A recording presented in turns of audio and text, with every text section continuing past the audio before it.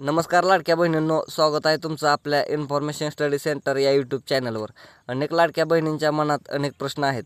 काही लाडक्या बहिणी सप्टेंबर महिन्याचा हप्ता कधी जमा होईल या प्रतीक्षेत आहेत, तर काही महिलांची KYC करताना प्रॉब्लेम येत आहेत।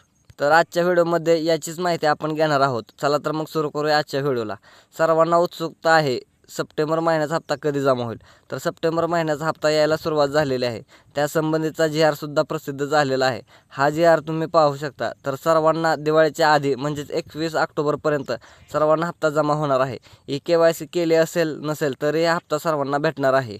तर दुसरा प्रश्न असा आहे की काही महिलांची KYC करताना OTP येत नाही, म्हणजे त्यांच्या आधार नंबरला मोबाईल नंबर लिंक नाही।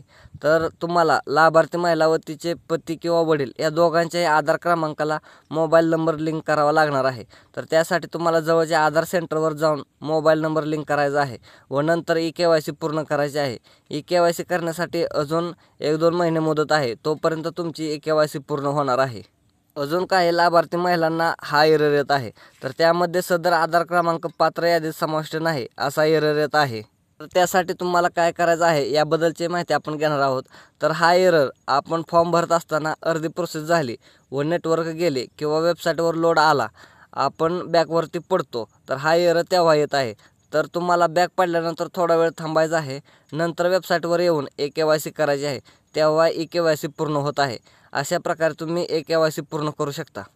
तर अशाच प्रकारे तुम्हाला ही माहिती आवडली असेल व अशाच प्रकारची माहिती व नवीन योजनांच्या माहितीसाठी आपल्या चॅनलला लाईक अँड सबस्क्राईब करा। धन्यवाद।